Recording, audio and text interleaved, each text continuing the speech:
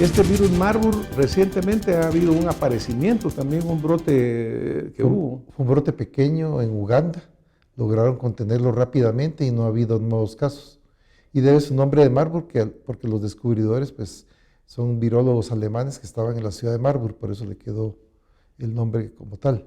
Claro, obviamente hemos visto películas, hemos visto libros, hemos visto una gran cantidad alrededor de estos virus y en realidad alrededor de estas enfermedades emergentes que usted menciona.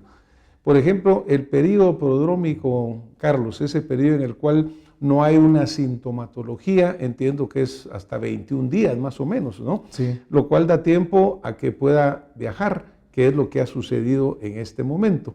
Un paciente que puede estar en Sierra Leona o en Liberia, viajar y estar en Estados Unidos al día siguiente o en Guatemala. Claro. ¿Cuáles son las medidas que han venido tomando los países para tratar de parar esto? Porque sabemos que no es transmitido en el aire, lo cual es una de las ventajas, ¿no? Claro. Y también, como hablábamos antes, entiendo que durante ese periodo prodrómico el paciente no es contagioso. No. Sino que es hasta que los síntomas empiezan. Pero ¿cuáles son las medidas que han tomado otros países para detectar a estos pacientes y cuáles es, digamos, lo que Guatemala puede hacer al respecto? Sí, en realidad nosotros tenemos una ventaja con respecto a otros países que no tenemos vuelos directos de África. En realidad los países que tienen vuelos directos de África están concentrados en Brasil, en Cuba, Estados Unidos, Canadá. Otros países tienen que pasar por otros aeropuertos antes.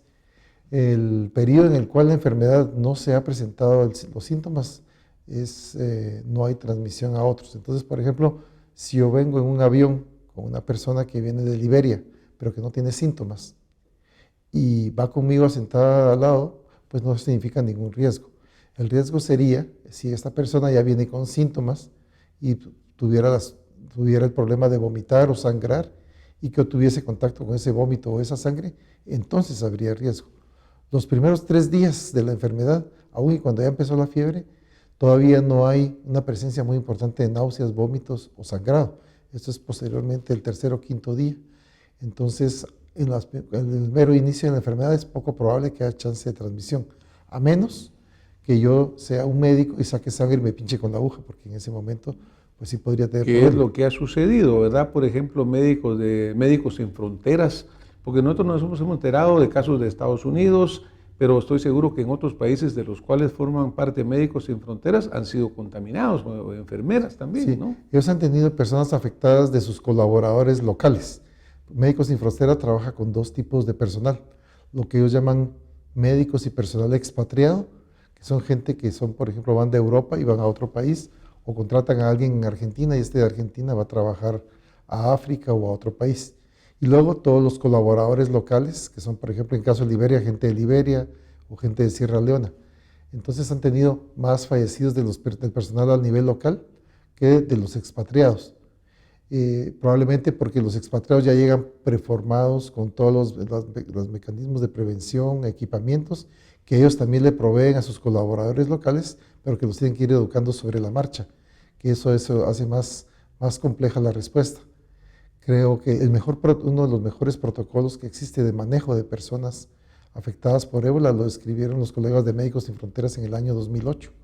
Y los de OMS son buenos, pero estos son como más prácticos, porque es obvio cuando una entidad ha lidiado con el problema, que puede organizarse mejor porque ha vivido los problemas logísticos de organizar dónde coloco al enfermo, dónde coloco al que está confirmado, dónde coloco a los contactos que están asintomáticos y debo seguir.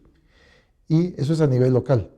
Cuando nos vienen a nosotros acá, probablemente la entrada por aeropuertos podría ser una manera de entrar, pero todas estas cámaras térmicas y toma de temperatura sistematizadas a todo viajero que entra no han tenido mucho impacto en controlar otras epidemias en el pasado. Entonces, y ahora probablemente tampoco se esté en el periodo de prodrómico. Y sobre todo porque el periodo de incubación es muy largo, es hasta 21 días. Aunque el promedio está entre 1 y 2 semanas, pero se puede extender hasta 21 días. Y si alguien viene en ese periodo de incubación, pues no va a tener síntomas, no va a tener fiebre, etc. Y entonces nos queda más que todo seguir por nexo epidemiológico, le llamamos por relación epidemiológica, personas que vienen de los sitios donde se está generando la epidemia. Claro, aunque como tú mismo mencionas, digamos, en este momento uno puede darle 3 veces la vuelta al mundo en 7 días, digamos, ¿no? Sí. Entonces mucha gente vuela, digamos, de Liberia a Alemania, de Alemania puede volar a Chile, de Chile podría volar a algún lado y finalmente entrar en Guatemala o en Estados Unidos.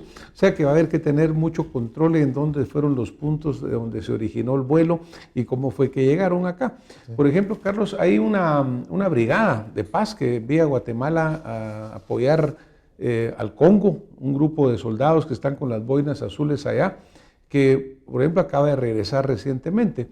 Ellos, aparentemente ninguno de ellos tenía síntomas cuando regresa a Guatemala, pero con este periodo tan largo que puede tener de incubación, ¿cuál es la cuarentena que ellos deberían de tener? Pues? Ellos, por lo que he platicado con algunos colegas que trabajan en sanidad militar, habían planeado 2 escenarios de cuarentena, uno a nivel todavía en el continente africano y otro a nivel local.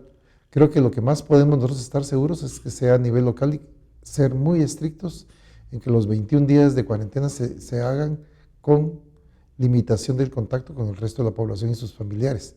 Uno sabe que vienen con toda la ansiedad y motivación de ver a sus familias, pero puede haber un riesgo y es mejor dejarlos en cuarentena. Ya tuvimos un brote hace unos 2 años de soldados que vinieron del Congo, de la República Democrática del Congo, con malaria tipo falciparum, resistente a los medicamentos que nosotros disponemos.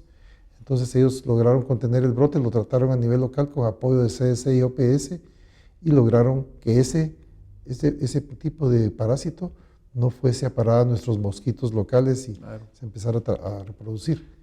Pero en realidad todas estas enfermedades se han diseminado porque el hombre ha ido invadiendo el hábitat de los animales.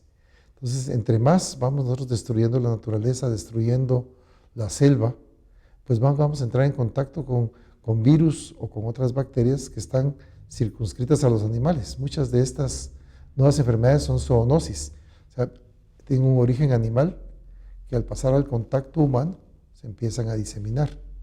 Porque, por ejemplo, el ébola se menciona que el murciélago es un reservorio importante, los primates también, obviamente, ¿verdad? ¿Qué otros de estos podrían ser peligrosos en ese sentido? Lo más importante son los murciélagos de la fruta. Y esos murciélagos de la fruta pues están diseminados, la especie particularmente que en África ha sido el reservorio del virus, está presente en toda la África ecuatorial, algunas partes del Medio Oriente y también en el sudeste asiático. O sea, el murciélago está presente en muchos lugares. ¿Por qué el murciélago tiene al virus y no se muere o no se enferma? Eso es una de las incógnitas más importantes de qué es lo que tiene el sistema inmunológico del murciélago que le permite convivir con el virus controlándolo sin que haya una alteración tan severa del sistema de defensas o inmunológico que no permita que el cuerpo responda contra el insulto que es el virus.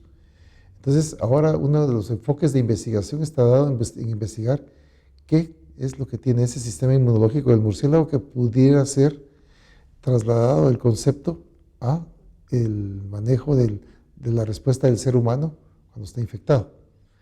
Esa es una opción de investigación. Obviamente estos murciélagos puede ser que tengan un círculo endozoótico, o sea que están metidos solo dentro de la especie, pero cuando hay otras especies que entran en contacto como los gorilas, los chimpancés u otros animales, otros mamíferos, antílopes por ejemplo, podrían estos en la cercanía con el ser humano ya transmitirlo al ser humano. Y el ser humano se puede infectar por el contacto de animales o porque los murciélagos son parte de su cadena alimenticia, o porque cuando encuentran a los primates o a otros animales muertos, puede ser que los manipulen sin protección y se infecten cuando los manipulan. Claro. Entonces, ese es como el concepto de dónde viene, de algo que está en un lugar selvático, lo vamos destruyendo y acercamos las especies animales al ser humano.